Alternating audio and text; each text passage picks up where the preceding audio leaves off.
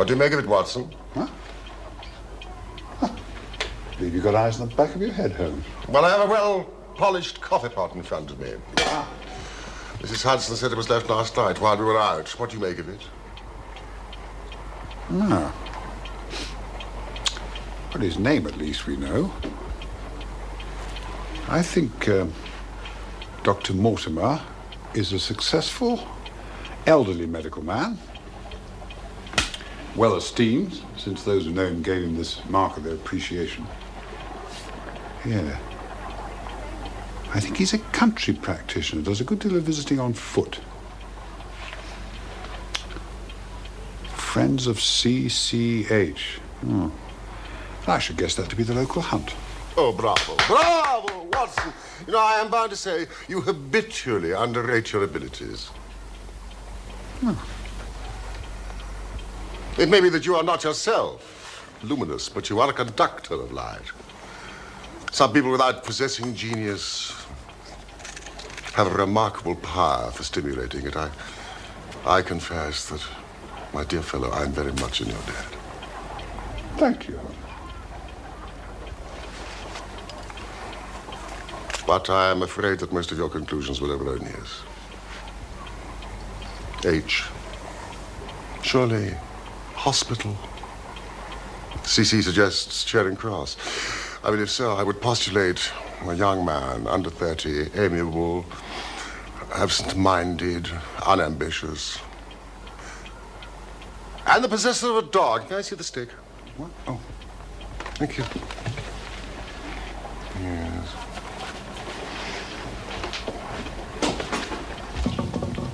Larger than a terrier. Smaller than a mastiff.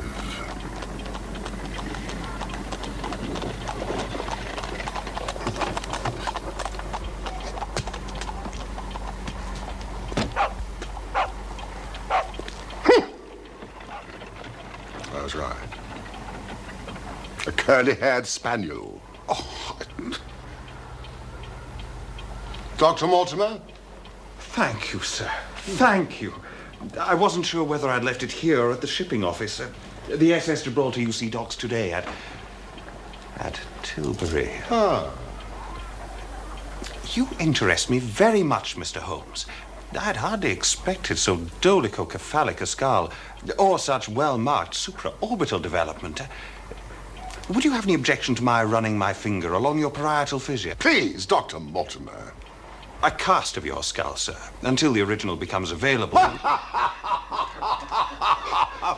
It is not my intention to be fulsome, but I confess, I covet your skull. Behave and sit down, Dr. Mortimer. That's what? Yes. Good boy. Well, I presume that it was not your phrenological passion which drew you to Baker Street. Unfortunately, it was not, sir. Spot? I have here the statement of a certain legend which runs in the Baskerville family. Baskerville? Yeah, I'm an executor of Sir Charles Baskerville's will and found it amongst his papers. It concerns Hugo de Baskerville, who was lord of the manor at Grimpen on Dartmoor. Dartmoor? Some 200 years ago. The document is somewhat later. Learn then from this story to be circumspect in the future. For those foul passions whereby our family have suffered may not be loosed again to our culpable ruin. 8th of November, 1742 was an intriguing preamble. I read of Sir Charles Baskerville's death. From a medical point of view, it was a poorly informed article. No, thank you. He died of dyspnea and cardiac exhaustion. Were the conditions linked or were they parallel? Oh, they were linked, in my opinion. There was some facial distortion. Caused by the cardiac pain, presumably. Yes. You sound doubtful. It was not merely facial distortion. Well, in the year 1692, Hugo de Baskerville abducted a young girl. But she escaped across the moor at night, cursing. He unkennelled his pack of hounds and hunted her down like a wild animal. When his 3 drunken companions followed, they found the girl in a deep dip or goyal, dead from fear and fatigue. They had also confronted the cause of her death, a huge, demonic hound. Even as they looked, the hound tore the throat out of Hugo de Baskerville. One companion died that very night of what he saw, and the other twain were broken men for the rest of their days. This hound is supposed to have haunted the family since then, to the general misfortune of the line. Well, this may appeal to your lurid taste in fiction, Watson. It's a fairy tale, sir. Well, of course, Mr. Holmes. But fairy tales would not survive without a kernel of truth, huh? On the night Sir Charles died, I arrived at Baskerville Hall at first light.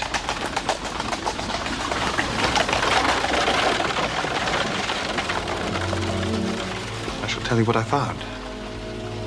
No more or less. Wait, please, sir. I had been concerned about him for some time. He had become obsessed with the legend of the hound. He's by the summer house. He believed he had heard the hound itself upon the moors. He even believed he had seen it. At the time, I took such morbid fancies to be part and parcel of Sir Charles's pathological condition. And now? I no longer believe that to be the case. He's there, sir. We didn't like to move him, sir. Once we knew. Yes. Yes, quite, Barrymore. A sad occasion, Mrs. Barrymore. An unhappy vigil for you. He was our hope, Doctor. Hope of the country hereabouts. He brought the world to us. He was our hope.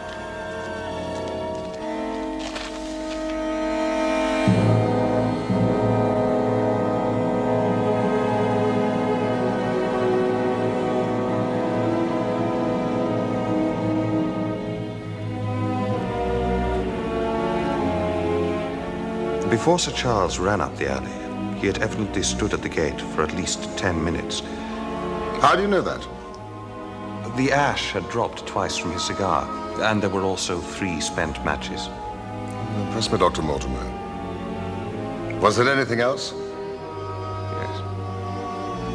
Footprints? A man or a woman's? Mr. Holmes. Were the footprints of a gigantic hound. Several people have seen a creature upon the moor, a huge creature, ghastly, spectral. I've cross-examined 2 of them, hard-headed countrymen both, and their stories tally. I want you to advise me what I should do with Sir Henry Baskerville. Henry Baskerville has spent his life in America. He has come over on the SS Gibraltar. Send them direct to Baskerville Hall. Very good. It's been a pleasure having you aboard, Sir Henry. Sir Henry. I still haven't gotten used to that title. Is there any other claimant upon Sir Charles's estate? None. His youngest brother, Roger, died in Central America of yellow fever some 30 years ago. Northumberland Hotel, Northumberland Avenue. Sir Henry is the last of the Baskervilles.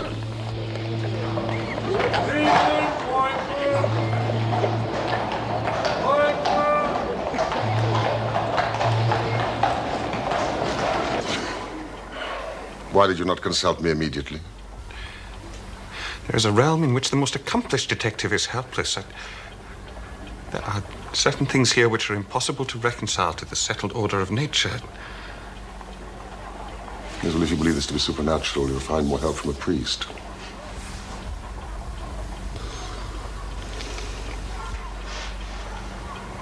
No.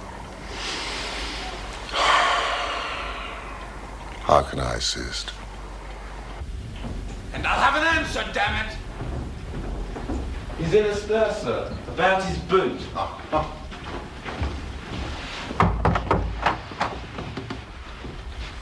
By thunder, if that fellow can't find my old black boot. Surely it was a new brown boot. No. Last night, they took one of the brown ones. Today, they've sneaked one of the black. I'm sorry, Mortimer. I'm sorry to trouble you with this nonsense, but this is a first-class hotel, damn it. Oh. Hello. Mr. Sherlock Holmes at your service. I think it is worth troubling about, as a matter of fact. You do? Why? Because it's inexplicable.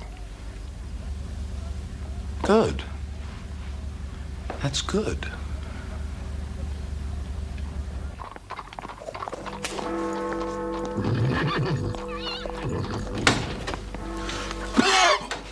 My God. Have you got a cold, Watson? Oh, it's this poisonous atmosphere. This is a bit thick, I suppose. Thick. It's intolerable. You've been at your club all day. How do you know that? Where do you think I'd be? Oh, here, clearly. Clearly. Oh. I've been in Devonshire. In spirit. Quite so. I sent out for a map from Stanford's. Ah. Now, see here. Baskerville Hall. Grimpen. Just a clutter of cottages. Two moorland houses, farmhouses. Laughter Hall. Meadowpit House. I mean, that is all. Well, this represents marshland. And these barrows, some prehistoric settlement or burial ground. A tin mine. Disused, is that? And all the rest is waste. As far as the great convict prison at Princeton.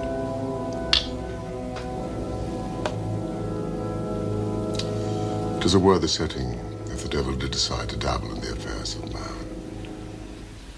Then you yourself are inclining towards a supernatural explanation.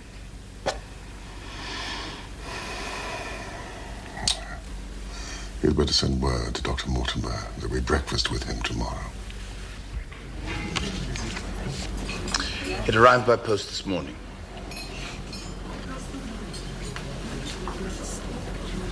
So you think out little puzzles, Mr. Holmes. This one wants more thinking than I'm able to give it. Very suggestive. Yes. A joke is like, it's not? Tell me, Sir Henry, has anything interesting happened to you since you've been in London? No, I don't think so. Have you been followed? What? I seem to have walked right into a dime novel. Why should anyone follow me? That letter was delivered to the hotel. You are being followed, Sir Henry. If you value your life or your reason, keep away from the moor. Now, the issue I suggest is whether it constitutes a friendly or an unfriendly warning. Now, that is surely impossible to determine. Now, there are various features which may help us. The envelope, for example, if somewhat crumpled, is presentable. Its contents, mostly, are not. And the letter has been torn neatly enough along a fold. And the leader article in the Times, the leaded bourgeois print, is unmistakable, has been chosen from which to cut the message. But the message is awkwardly cut, with inappropriate short-bladed scissors. And the gluing of the print to the paper is smudged and misaligned. Now see.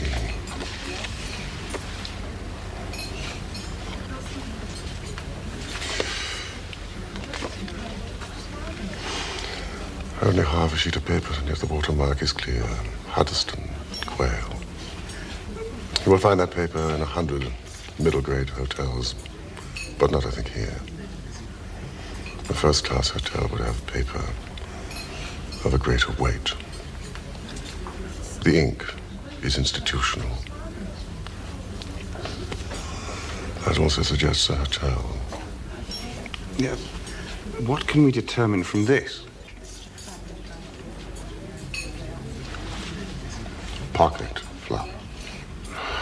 I infer that the person who wrote this message is staying at a nearby hotel. He's neat of habit and started the task methodically. But then he began to fear discovery. He rushed it through. and put the result into his pocket until such time as he posted it. It is true that fearful people threaten, but my interpretation is that this is a friendly warning, because it seems a risk was incurred in its execution. Bravo, Mr. Holmes. You fulfill your reputation, sir. No mistake. But if you're right and this fellow's afraid, then he's afraid not only for his own skin, but what might happen to me. Quite so. Dr. Mortimer, I think it is time that you explained.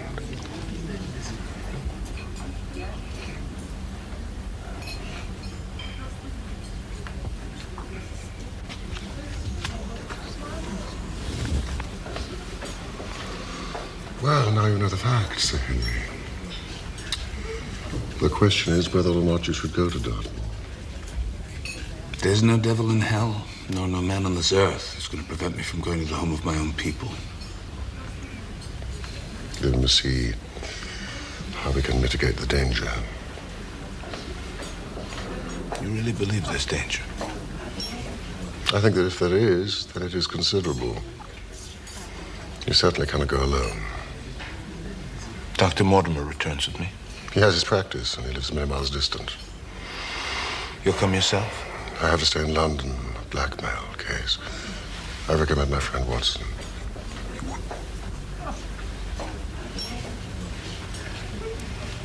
That's very kind of you, Doctor. And I do hope that you'll be able to take care of. I will. Dr. Mortimer, very, very good luck. Thank you. Take her out. Yes, of course. But we don't know what exactly it is.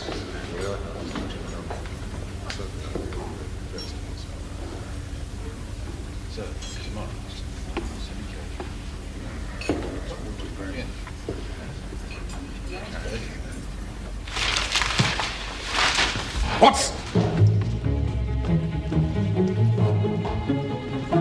This way.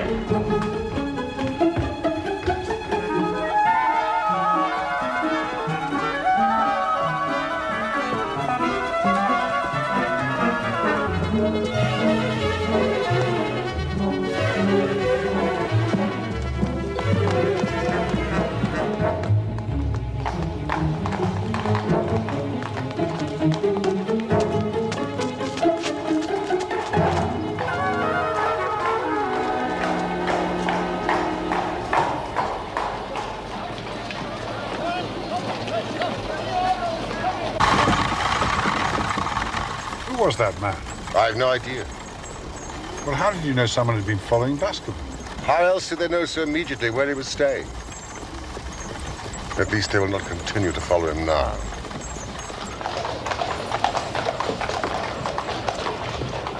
When a crisis comes, Watson, and it will, report to me.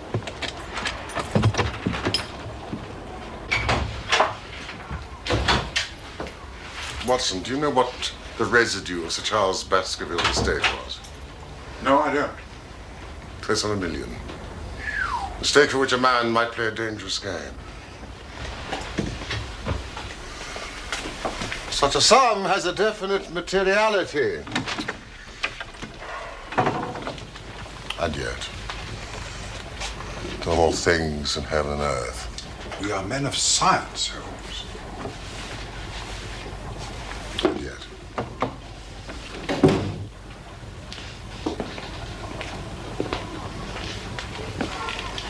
It's an ugly, dangerous business, Watson. Believe me, I shall be very glad to have you back safe and sound in Baker Street once more. Thank you, Holmes.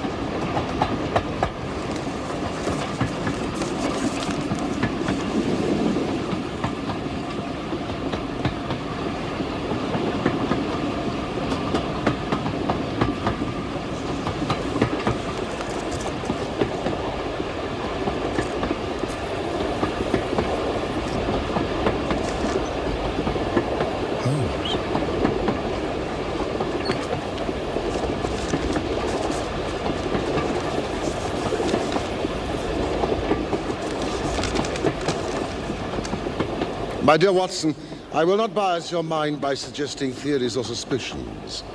Simply report facts to me in the fullest possible manner.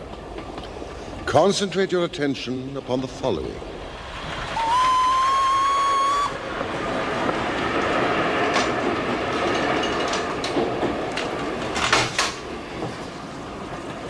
Above all, avoid the moor, when, as the old parchment quaintly put it, the powers of evil are exalted.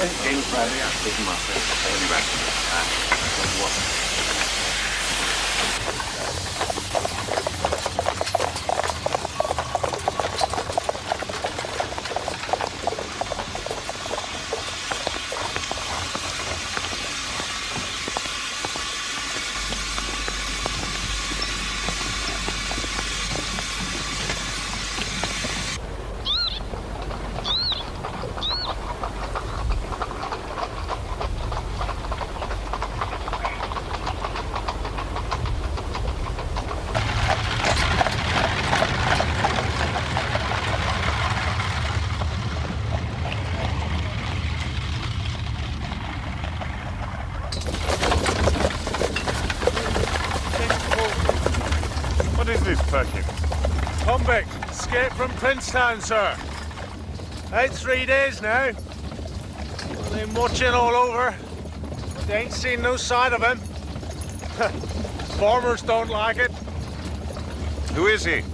Selden, the Notting Hill murderer. Folk are locking their doors, I can tell you. What'd the man do? He murdered a whole family. With such savagery, they deemed him insane.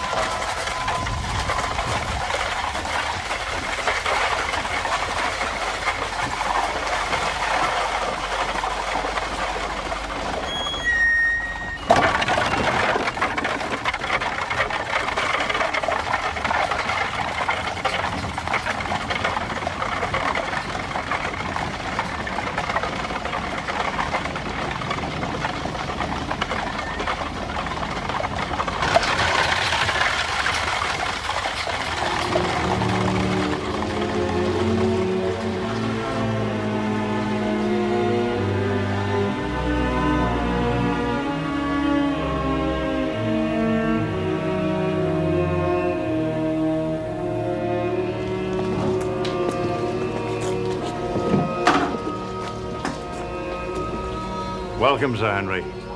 Welcome to Baskerville Hall. Thank you. It's Barrymore, yes?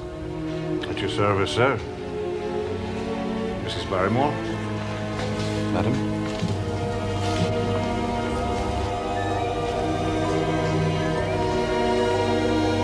If I can be of service, do not hesitate to send for me, day or night. Of course, thank you. Walk on. This way, Sir Henry.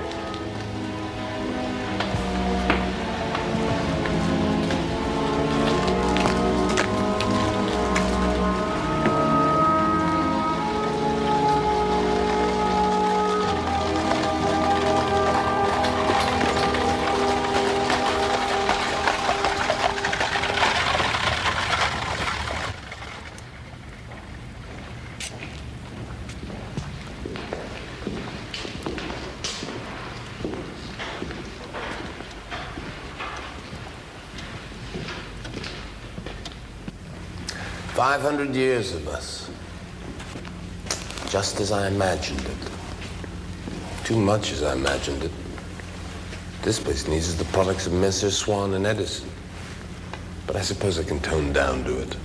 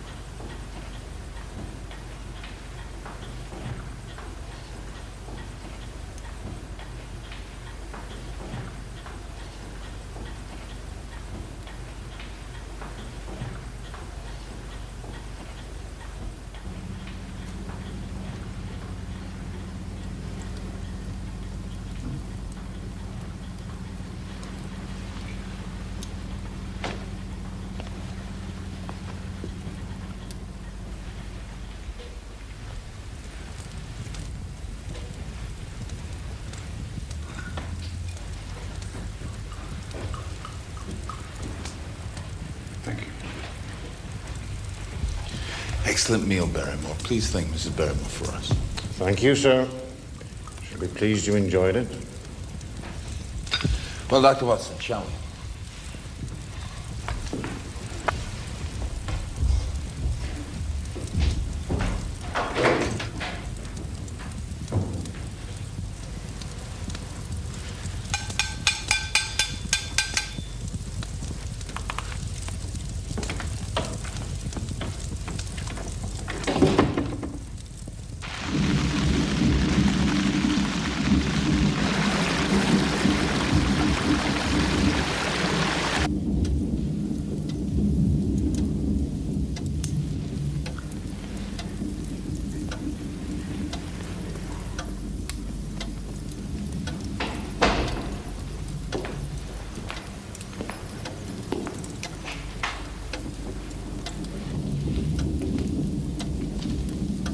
Sir. Barrymore. What is it?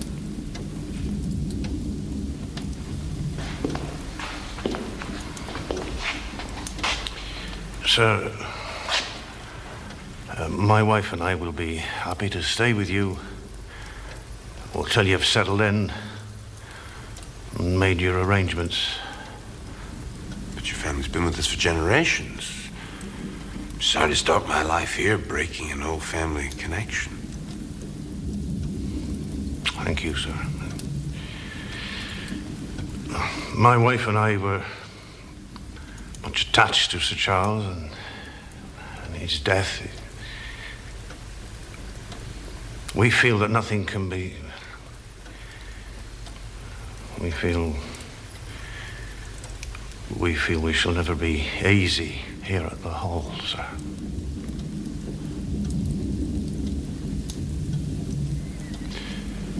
Right. Well, what do you mean to do?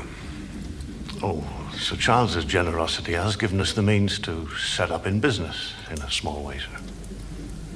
Ah. Well, thank you for telling me. Might I look forward to you pulling me a pint in your own house one day? Well, that is the sort of thing, sir. Thank you, sir. Good. But mind you call it Baskerville Arms. Yes, sir. Thank you, sir.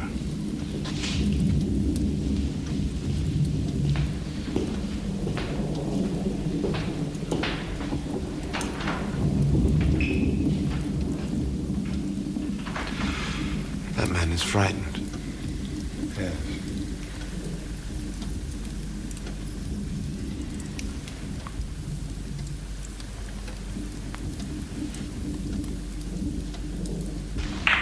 Shot.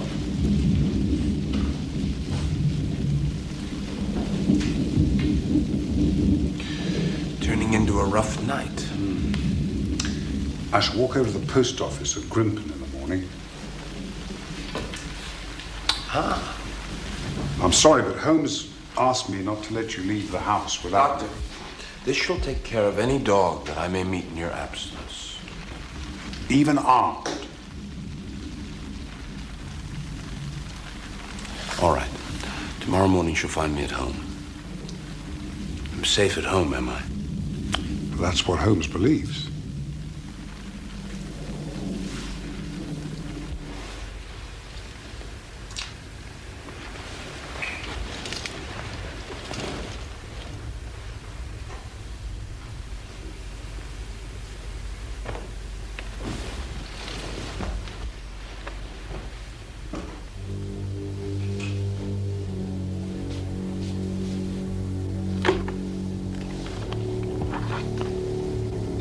It's an ugly and dangerous business, Watson. I shall be glad to have you back, safe and sound, in Baker Street once more.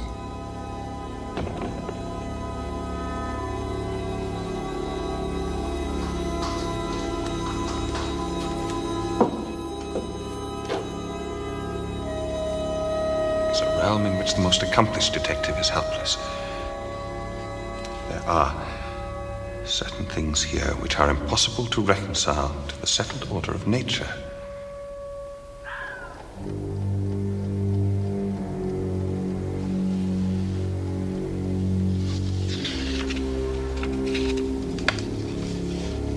Above all, avoid the moor, where, as the old parchment quaintly puts it, the powers of evil are exalted.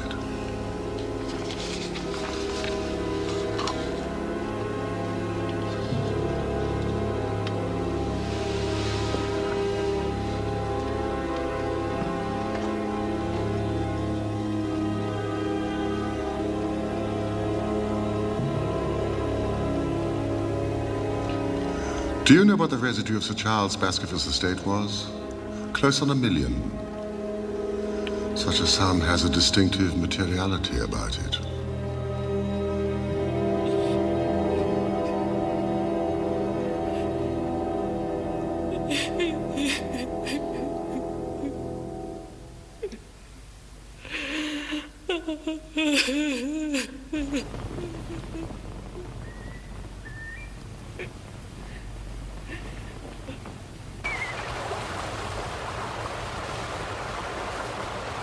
Good morning. How are you today? Oh, very well, thank you. Here we are. Thank you, sir. Thank you.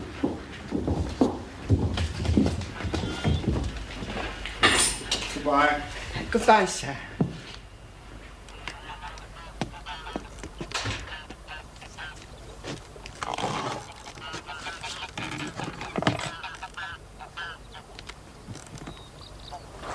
Dr. Watson? Excuse my presumption. Dr. Mortimer pointed you out to me. From the window of his surgery as you passed. Oh. Possibly he's told you my name. Stapleton, of Merriford House. Yes, indeed. How do you do? We were concerned. Frankland, Mortimer and I. Concerned? Lest Sir Henry should not come.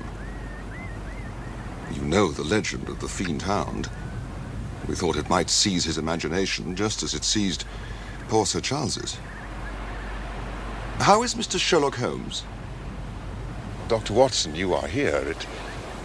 It follows, then, that Mr. Holmes is interested. I'm afraid I cannot answer your question. Well, may I ask if he is going to honor us with a visit himself? He cannot leave town. Other cases engage his attention. I assure you, I'm simply here to visit my friend Sir Henry. I do not need help. I apologize for the intrusion. A moderate walk along this path brings us to Merriford House. I wonder... Well, perhaps you would spare me an hour, Dr. Watson, that I might have the pleasure of introducing you to my sister. But I'm expected back at Baskerville Hall. No, I'm sure an hour will not hurt. Thank you, Mr. Stapleton.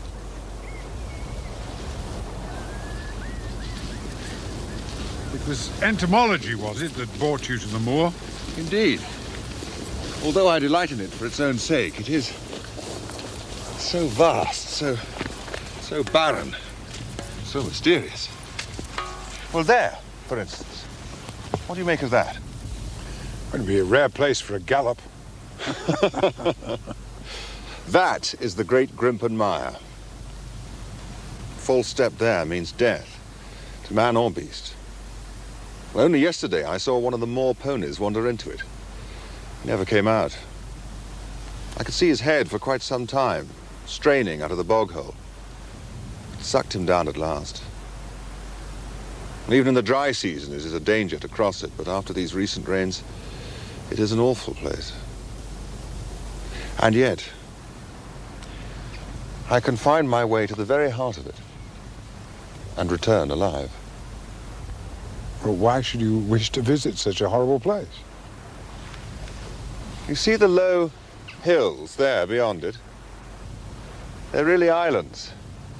The flora there is undisturbed, which means, of course, that rare species can breed there. And one of them, a subspecies, like Canidae, is unique to the place. In fact, I'm credited with its discovery. Really?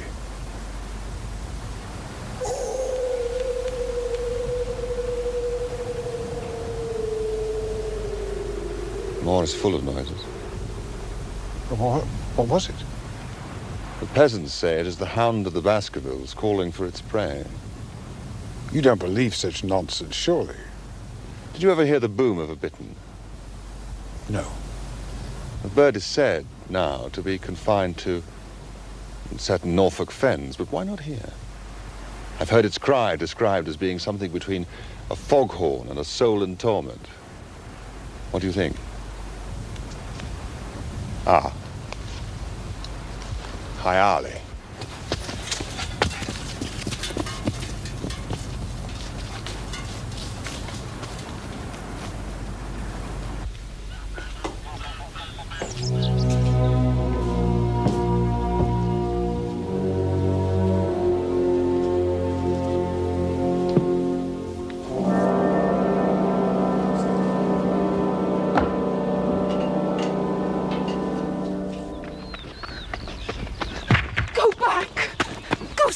To London instantly. For God's sake, do what I ask. Go back and never set foot on the moor again. Shh! My brother is coming. Miss Stapleton? Get away from this place at all costs. Do you see that orchid? Yes, I do. It's a pity you came so late. Our best orchids are nearly over. Jack! You have introduced yourselves, I see. Yes. I was telling Sir Henry it's a pity he has missed the beauties of the moor.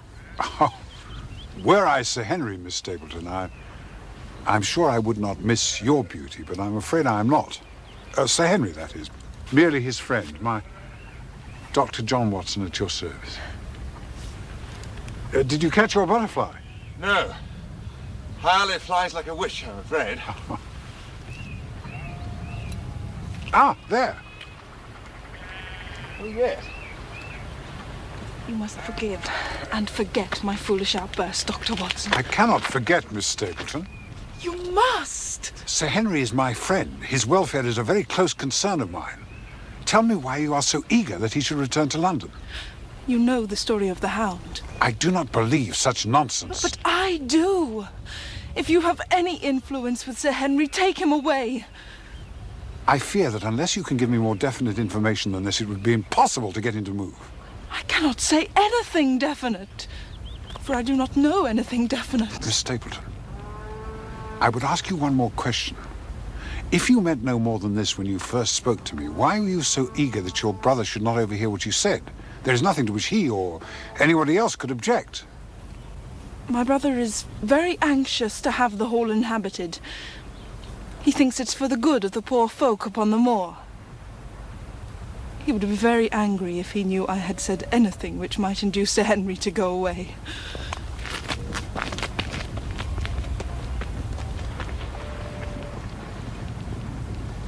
Any luck? Afraid not. Flies like a witch. And so beautiful. Pale clouded yellow. I have a number of them, of course. I must show you my collection.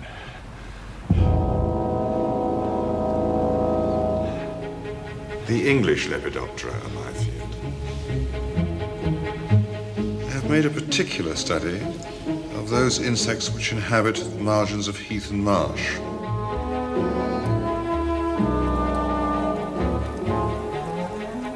A magnificent collection and the work of a serious scientist. Even the Exotica, I must mention a brilliant creature called Morphopelides limpida, was dated and catalogued with the care he applies to his personal field, the British Lycaenidae. One of which is unique to the moor. I must also report that the new brown boot has turned up. Barrymore found it amongst Sir Henry's luggage when he unpacked. Miss Stapleton is very handsome, and on Tuesday we are to dine here at Baskerville Hall with all our neighbours. So Sir Henry, who chafes a little at the restrictions you have imposed upon him, will have a chance to judge her beauty for himself.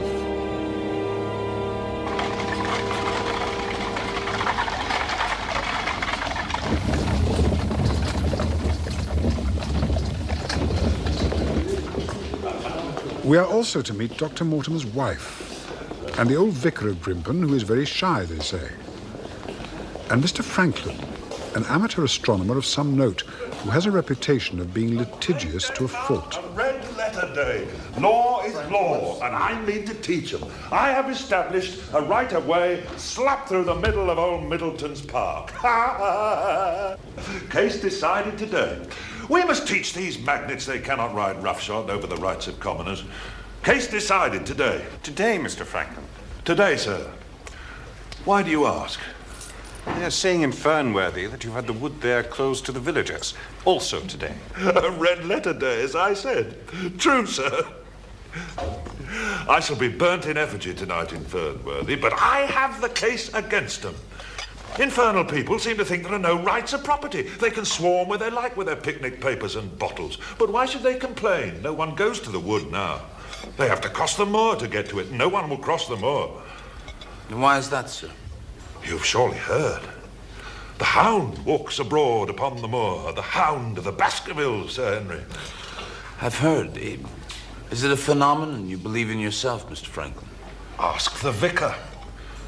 Astronomic and forensic matters are my domain. Demonic matters are his. Is it a hound of hell, vicar? Or what?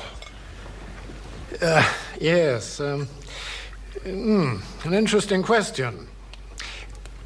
Whatever it is that has been seen, it is undoubtedly something. Our farrier, Thomas Chubb, is not a man given to visions. And he saw something out there. A dog, he said, but the size of a calf. And I do not think local hysteria is an adequate explanation. Myself,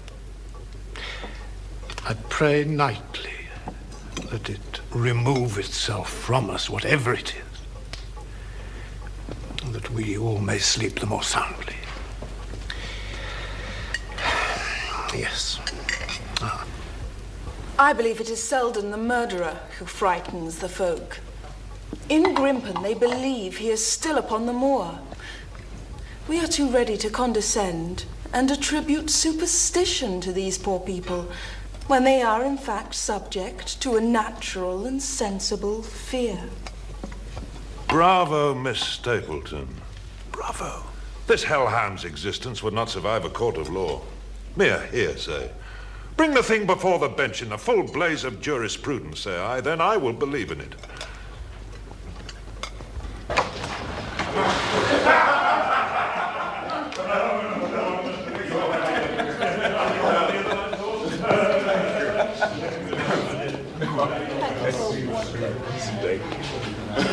Thank you for a lovely evening. Good night, Doctor. Very nice to see you. Very good to see you. Ah, Sir Henry, what a pleasure. You take it. Very nice to see you here. Get used to our fun work. Another one neighbours. Sir Henry. I'm sure. Yeah. Splendid. Oh, thank you. Thank you very much. I thought you were not keeping to that. Sir Henry! Yes? My dear fellow, it was wonderful. I must compliment you on that claret. Delicious, absolutely delightful. Certainly. enough. Oh, there you go.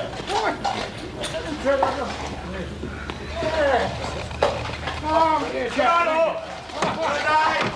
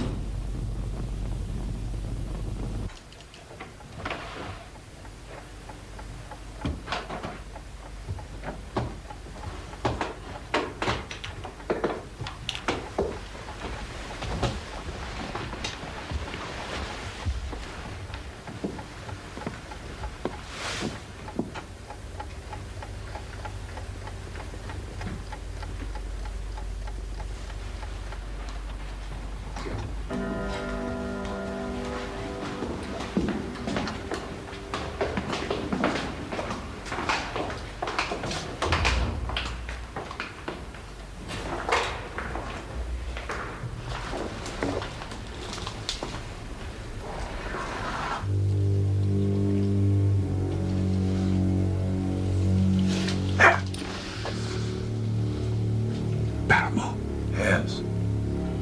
It's been there half an hour.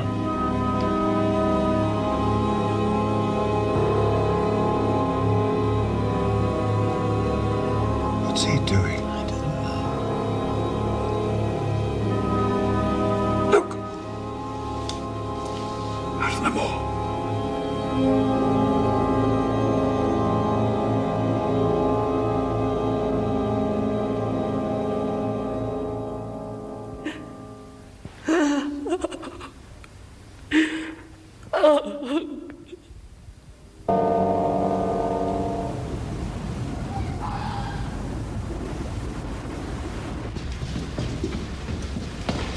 Holmes was adamant, Sir Henry. We must not go onto the moor in darkness. When the powers of evil are exalted, Doctor, bogies to frighten children, man. Come on. We have the chance of getting to the bottom of this business tonight.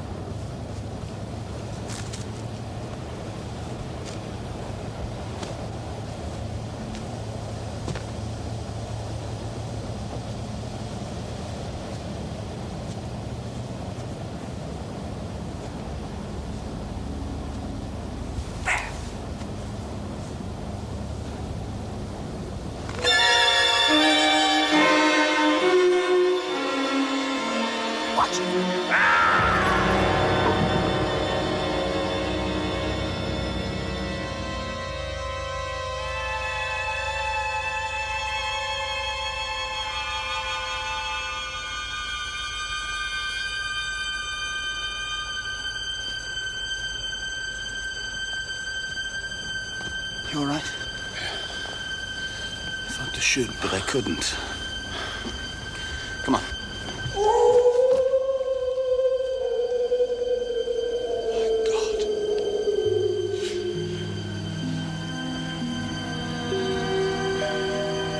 Do you believe there's any truth in these rumors?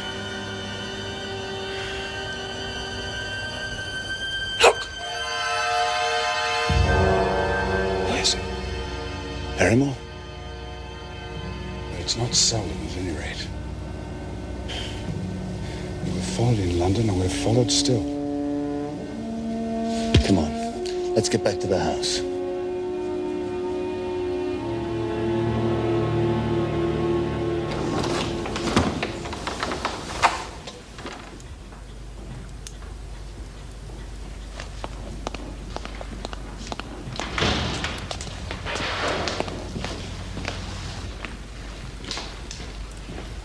What's this all about, Barrymore? Sir, it may seem that we have betrayed your trust. See!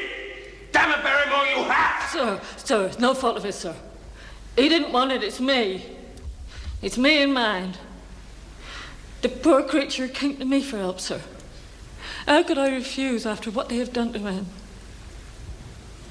Selden, Mrs. Barrymore, I don't understand. Why should he come to a respectable woman? He's our brother, sir. What? It's true, sir. He dragged himself here, half-starved. And what would you expect? We fed him. We took food out for him, sir, no more than you would for a dog. We hoped he'd go, but the light has been there, night after night. Is this true, Barrymore? Yes, sir. Have you any conception what this man did, Barrymore? Yes, sir. But he's a broken man. They done surgery, sir, to tame him. He's like a child, sir. Please. Oh, please, sir. Please, Mrs. Barrymore, please. Please get up. This is not dignified, please. By your leave, sir. Arrangements have been made. You'll be out of the country in a few days. I beg you, sir, say nothing to the police.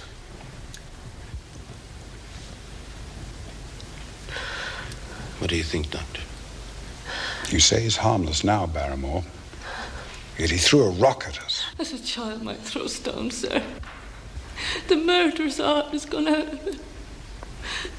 He is but a frightening baby now, sir. This is an apt description. He will be harmless.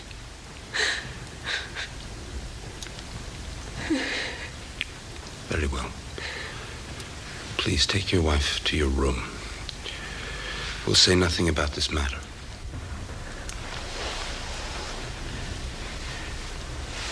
Thank you, sir.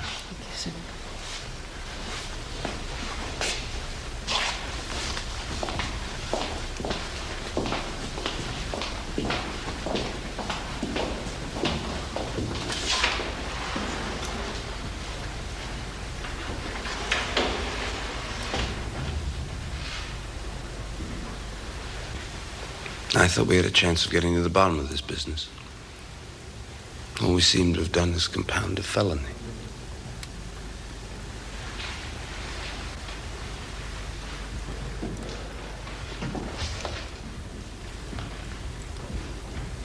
I'm glad, though, that you heard that sound on the moor.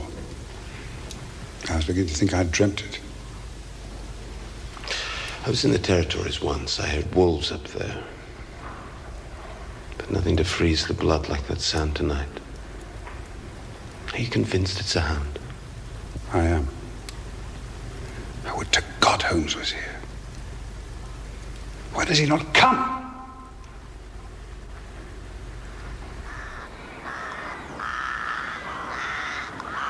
And yet, Holmes, when daylight and birdsong return, the black imaginings of the night evaporate. Even Dr. Mortimer's assiduous visits, accompanied as they are by constant talk of bones, our mortal residue, fail to sour the beauties of the moor in autumn.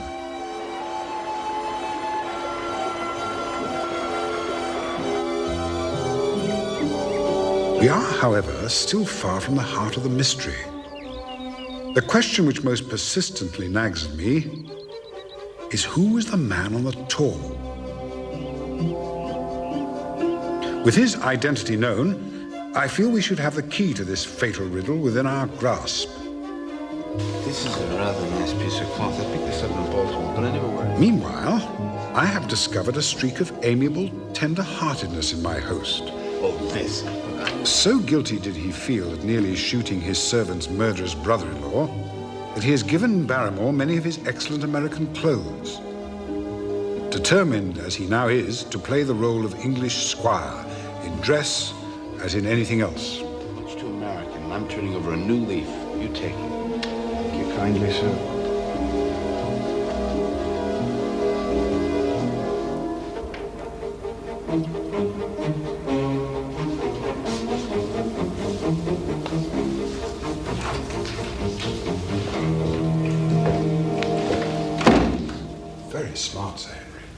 Yeah.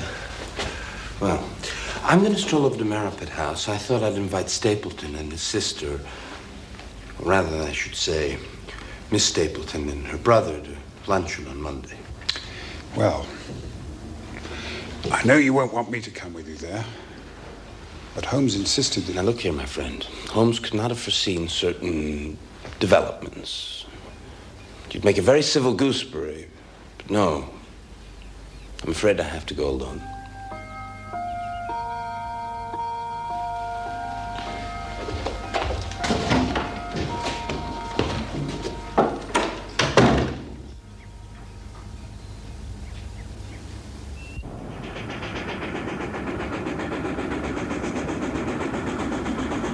London, next stop. London, next stop.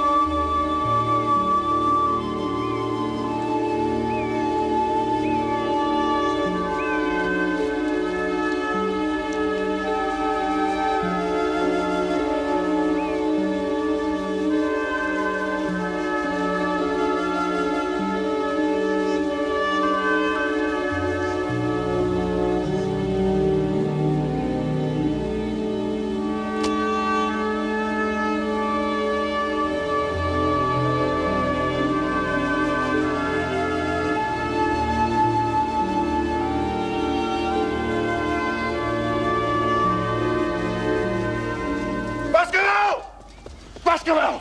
How dare you, sir, make advances to my sister in such a fashion? Jack! I'm sure the lady gave you no reason to presume upon her good intentions.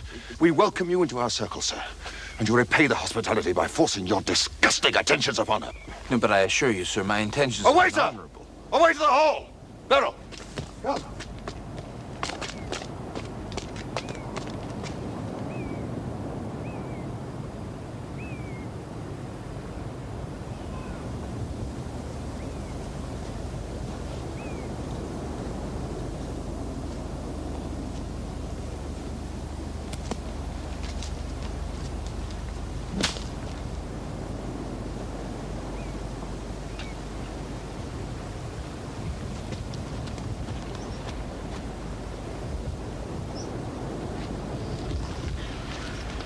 Hello, Watson.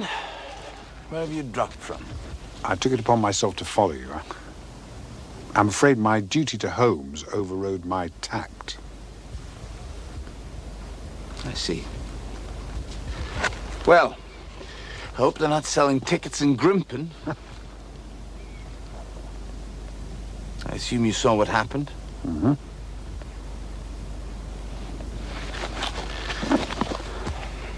Did he ever strike you as a bit crazy, this brother of hers? Not particularly. Oh, well, he does me.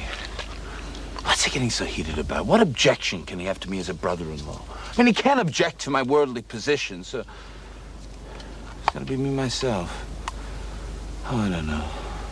Do you see it? Not at all. No, me. Oh, thanks. He won't let us be together, not for a moment. You must realize... Oh, I don't understand. There's a light in her eyes that speaks louder than words. I know it. I know it in my heart. But he treats me as if I was some mad seducer in an old melodrama. Oh, it's absurd. Perhaps... What? I was just thinking that this business with the hound and the family curse and so on, if Stapleton partly believes it's true, Perhaps he might want his sister not to be... Yes, I know. Just till the business is resolved.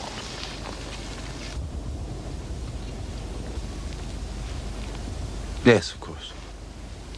Well, shall we walk home together?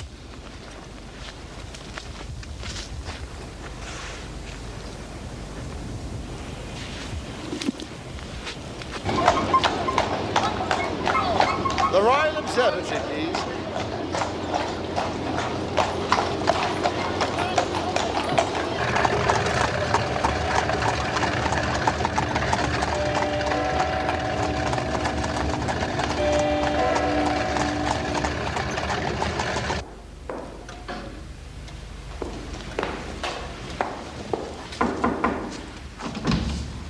I am forever in your debt. Oh, no, not at all. Well, good day. Good day, Sir Henry.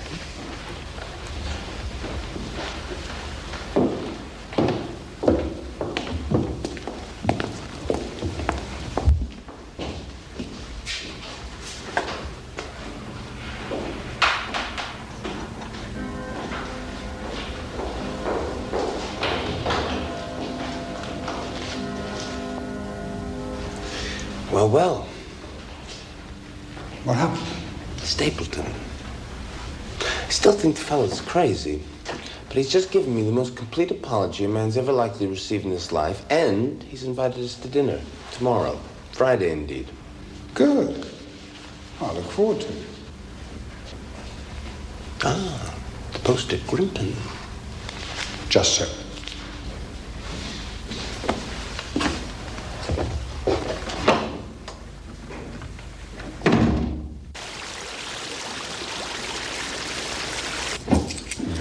Thank you, sir.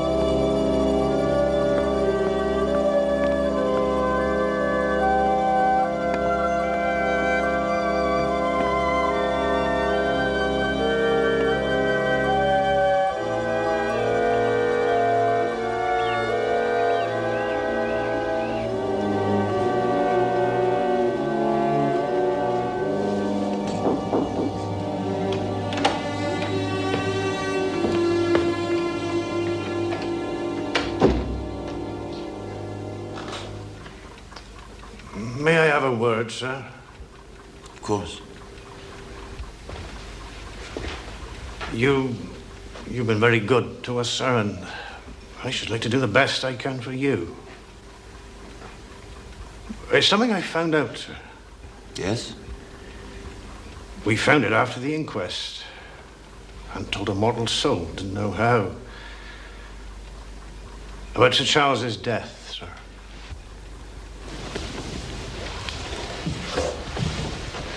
You know how he died? No, sir. Well, what then? I do know why he was at the gate at that hour. Why? To meet a woman, sir. A woman? Are you sure? Oh, yes, sir. Well, what was her name? I can only give you her initials, sir. Yes, 'twas something my wife found. She was cleaning out this very room, Sir Charles's study, sir, and in the grate there she found this scrap of paper. Oh, 'twas all burnt, but, well, it could still be read. From the shine in the writing, if you know what I mean, sir. Of course, I understand. Please go on. Well, she called to me, and I wrote it down. Please, as you are a gentleman, burn this letter and be at the gate by 10 o'clock. Then the initials, LL.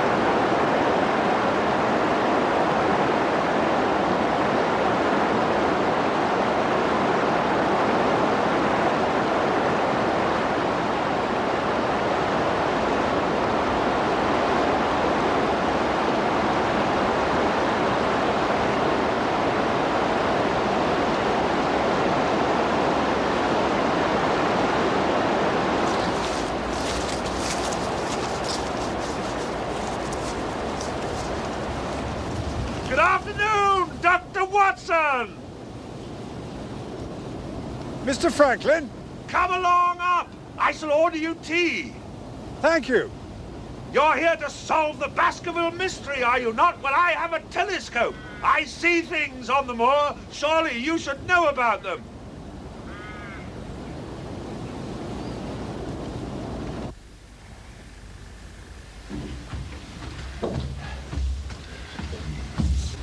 A striking portrait.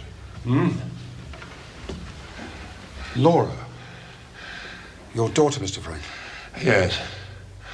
Yes, that is my daughter. The woman she has become is not. This way, Doctor. How's that? Disinherited her. Oh, I'm sorry to hear it. You are. What do you suppose such a thing does to a father, huh? This way. Married her seducer, sir. An artist. So-called.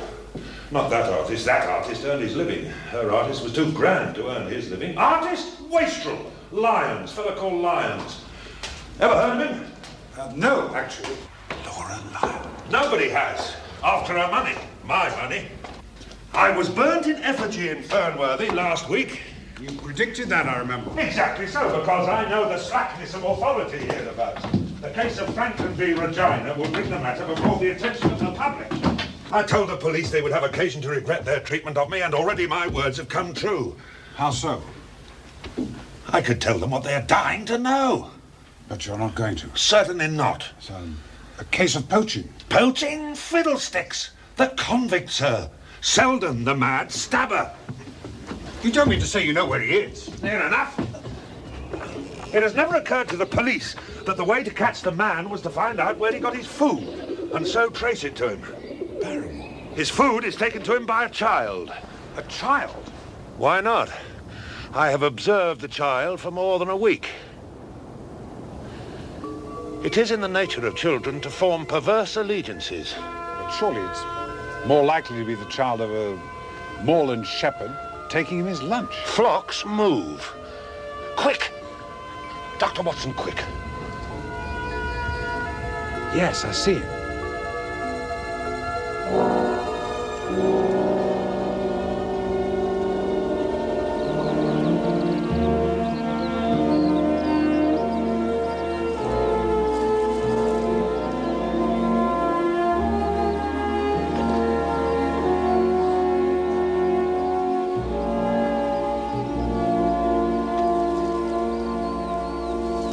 Dr. Mortimer! Dr. Watson, I have something marvelous to show you.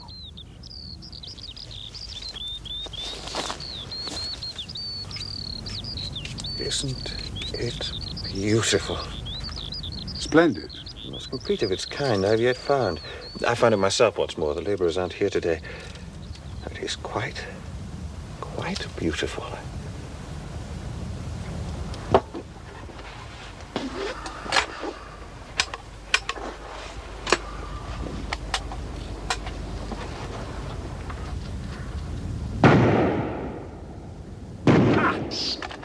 If there's one animal on this planet which I cannot abide, it is a rabbit. Really? Rabbits burrow.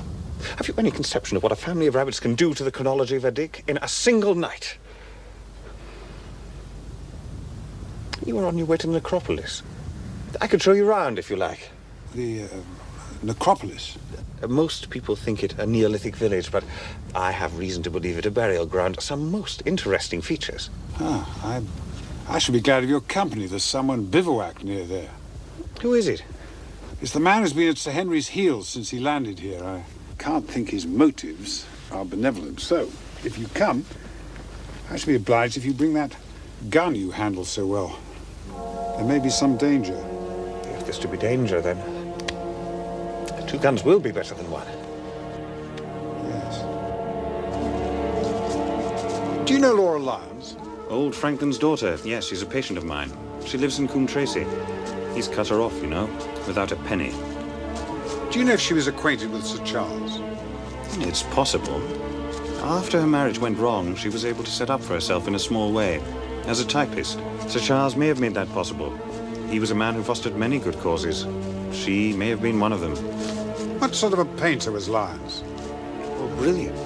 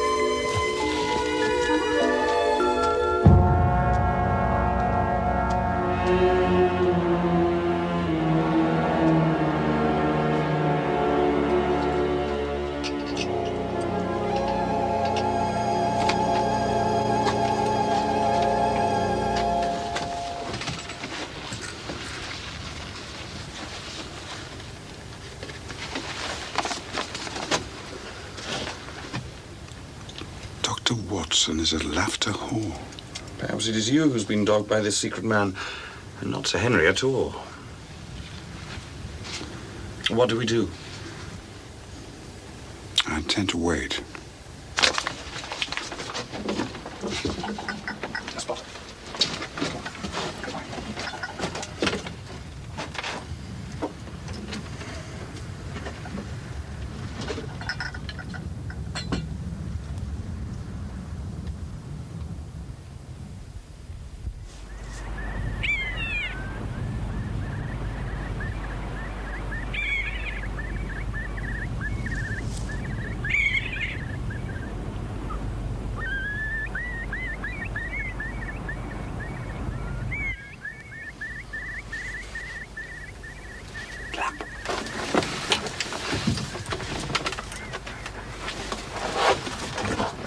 It's a lovely evening, Doctor. I really think you would be more comfortable outside than in. When I see a cigarette stub marked Bradley, Oxford Street, I know my friend Watson is in the neighborhood. Be careful with that gun. I thought you were in Baker Street, working out that case of blackmail. That is what I wished you to think.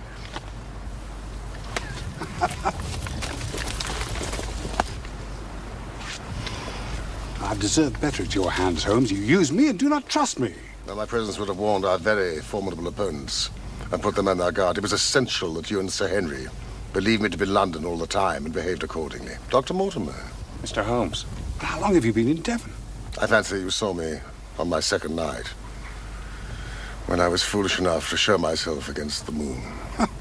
And all my reports have been wasted. No. Here they are. And very well thumbed, I assure you. I had to subvert the local post office. Brilliant, my dear fellow. Brilliant. You must, I know, have much to discuss, and I must be getting home. Please, one question, Mr. Holmes. Are you any closer to discovering what, if anything, the Hound is? I am. Does it exist? It does. Thank you, Dr. Mortimer. Mr. Holmes? Good day, Dr. Watson. Thank you for your help. Now let me see what meager refreshment I can provide.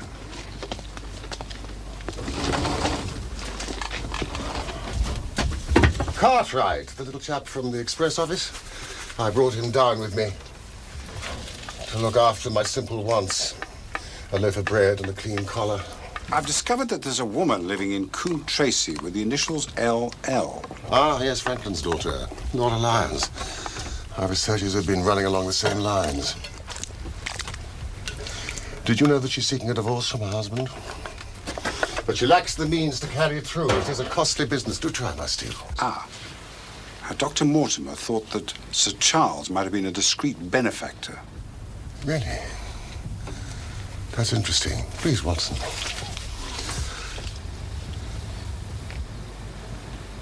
It's quite disgusting, Holmes. Yes. Yes, it is. Well, it's better when it's hot. Did you know there was a close intimacy between Laura Lyons and the entomologist, Stapleton? No, I did not. Yes, they meet. They write. She's no doubt counting on becoming his wife. That is the most powerful weapon in our hands. How? I don't understand. Because Miss Stapleton is in reality Stapleton's wife, not his sister. His wife? Yes, it was she who sent us that warning to the Northumberland Hotel. Why this elaborate deception? Don't ask me for particulars, Watson, but it is murder. Refined, cold-blooded, deliberate murder. What led you to him? He is a genuine entomologist. But that mention of his sole claim to fame, his discovery of a subspecies, Lycaenidae, that was his fatal moment. There can only be one discoverer of a species. That pinpointed him. It has been a hard trail.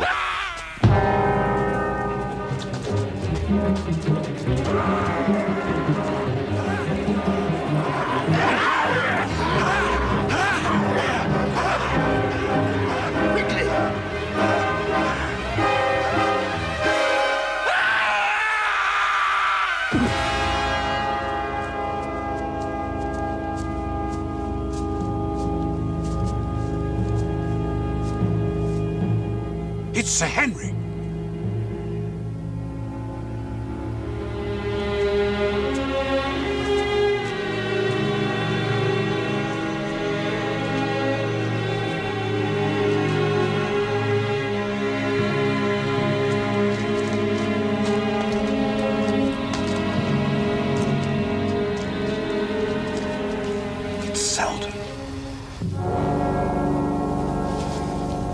Sir Henry's clothes were the poor devil's death.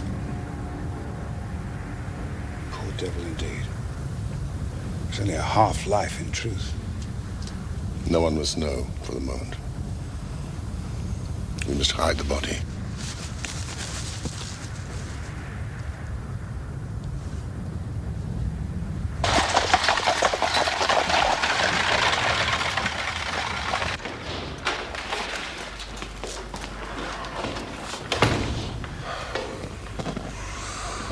Sir Henry must know nothing of hearing the hand. He will have a better nerve for the ordeal he must undergo tomorrow. So, this is Baskerville Hall.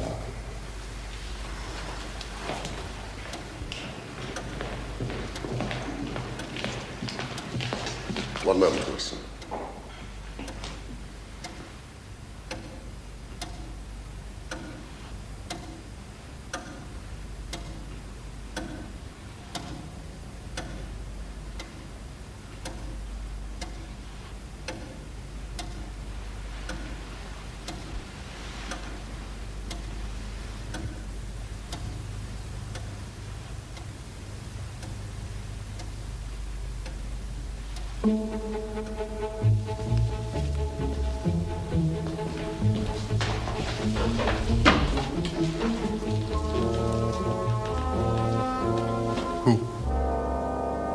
It's Stapleton. He's a Baskerville. Sir Charles's brother, who died of yellow fever in Costa Rica, did not die childless. We have him, Watson. We have him. And I dare swear that by tomorrow night, he will be fluttering in our net as helpless as one of his own butterflies.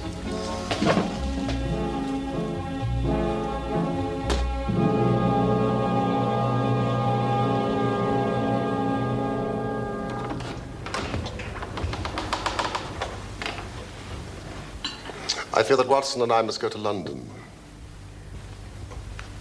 London? I think we will be more useful there at this present juncture.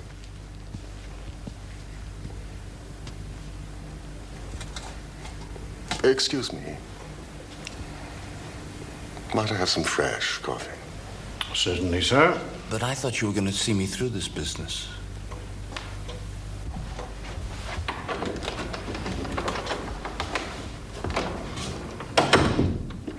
Trust me, my dear fellow. I do. Tell Stapleton that I would have been happy to come with you, but that urgent business required me to be in town. I don't understand. Should I not come with you to London? Why should I stay here alone? No, you must stay. And do exactly as I tell you. Of course I will. Drive to Merripit House. Send the trap back. And let it be known that you intend to walk home.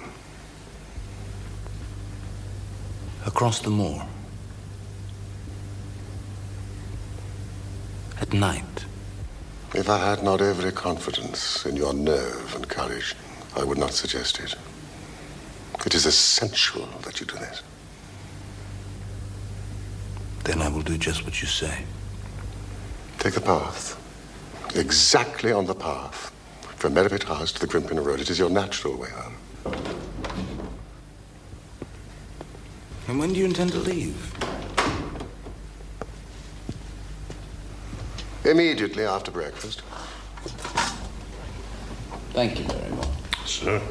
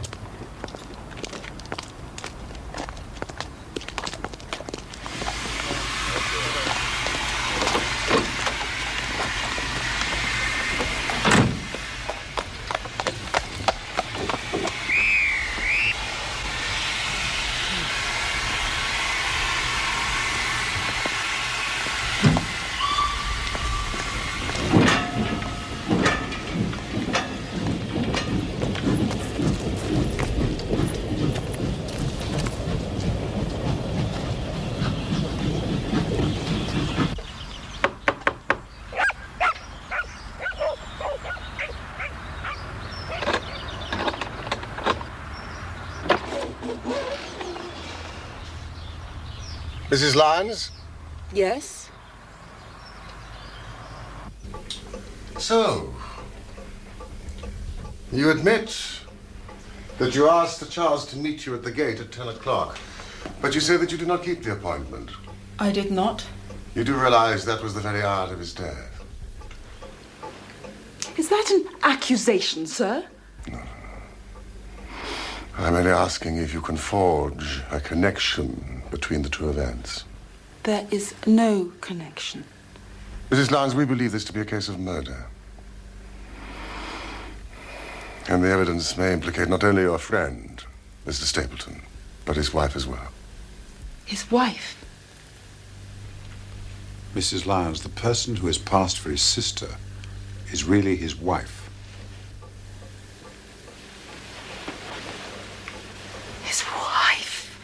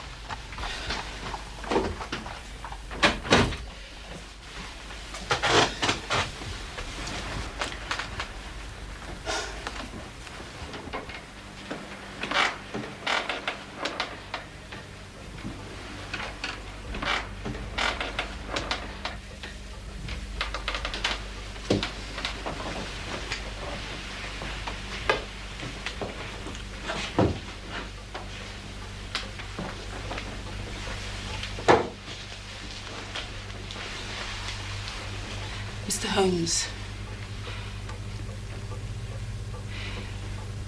Mr. Stapleton offered me marriage on condition I could obtain a divorce from my husband.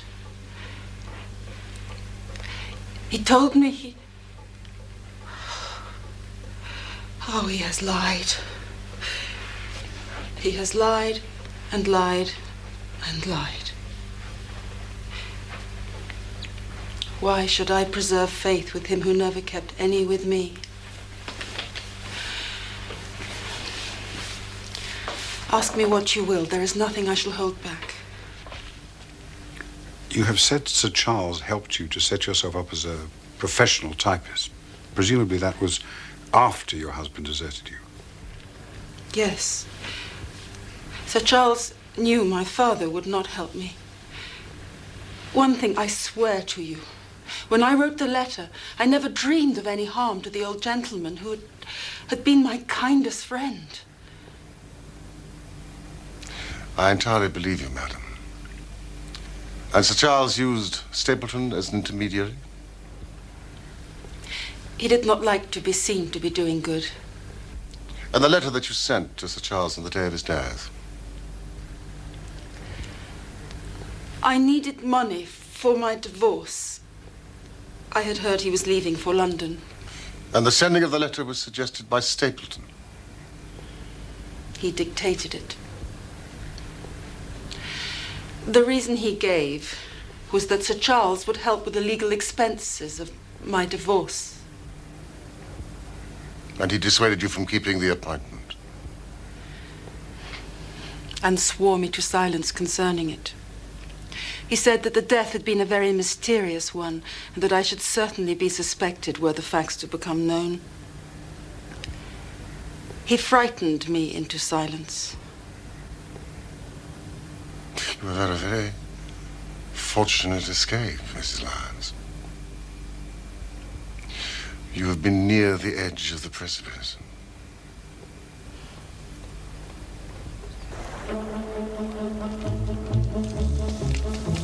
Students of criminology will remember the incidents in Grodno in Little Russia in the year 66. And of course there are the Anderson murders in North Carolina. But this case possesses features which are entirely its own. Dr. Watson tells me that you handle a gun. I am fairly proficient. Well, it was you who first brought this case to our attention. It is only right that you'd be with us at the climax.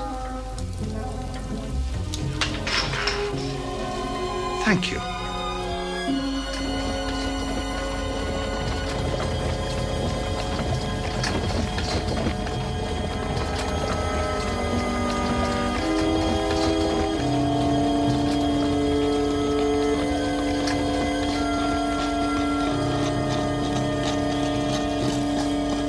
While Dr. Mortimer and I guard the path, you watch the house, Watson.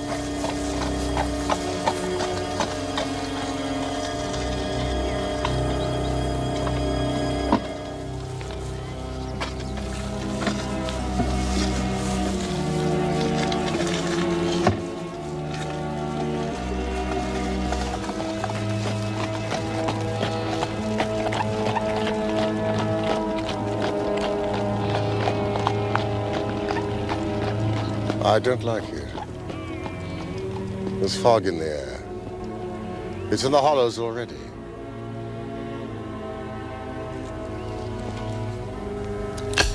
Be careful, Watson.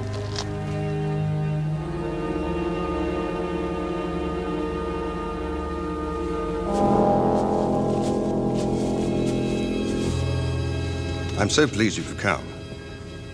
It's a pity Dr. Watson had to return to London. Nevertheless, I'm sure we'll have a pleasant evening together.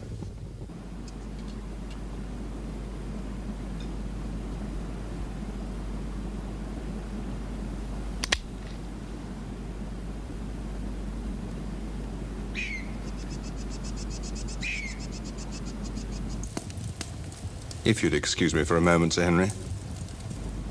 I shan't be long.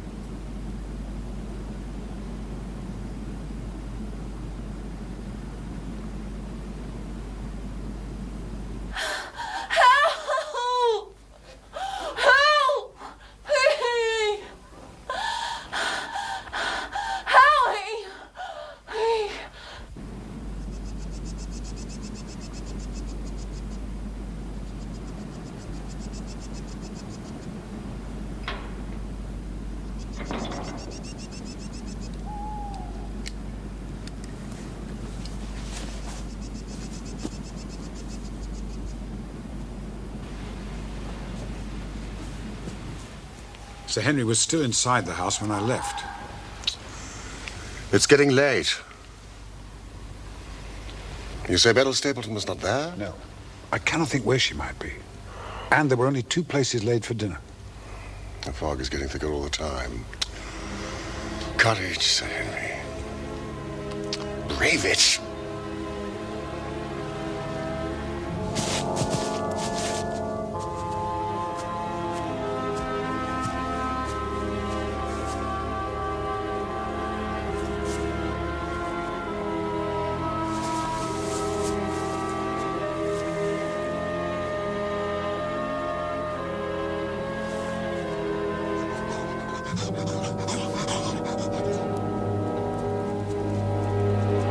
He's come.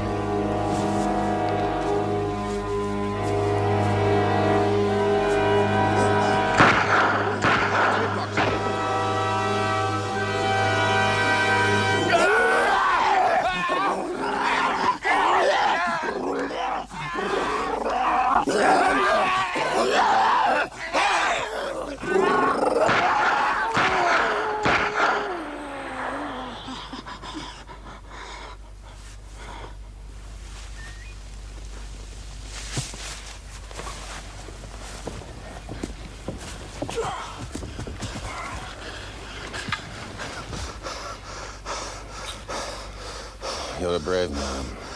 Doctor. It's all right, Saint. It's all right. The hound got past us. Now, if you can manage it, we must get back to the house as soon as possible. Phosphorus?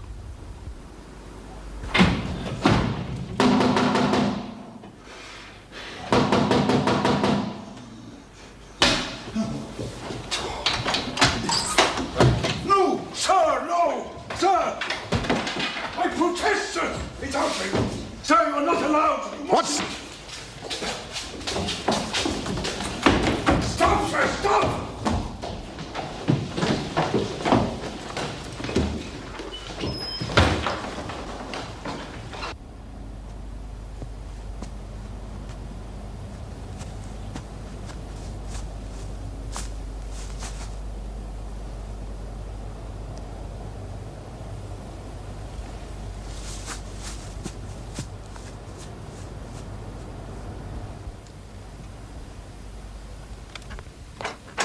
The door's locked. Help! Help me! Help! Please help! In here! Help!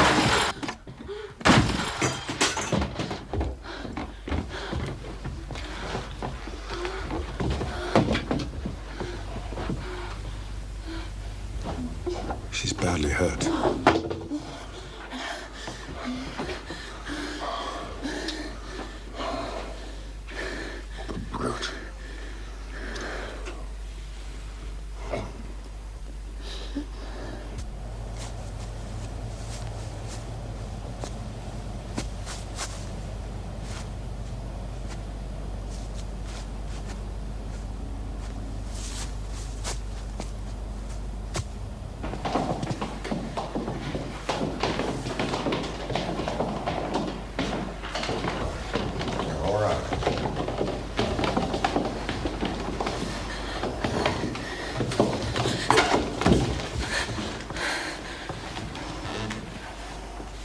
This man loved me.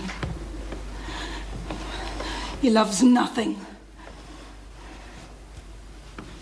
Where is he? The police have... He escaped. He will go to his island in the mire.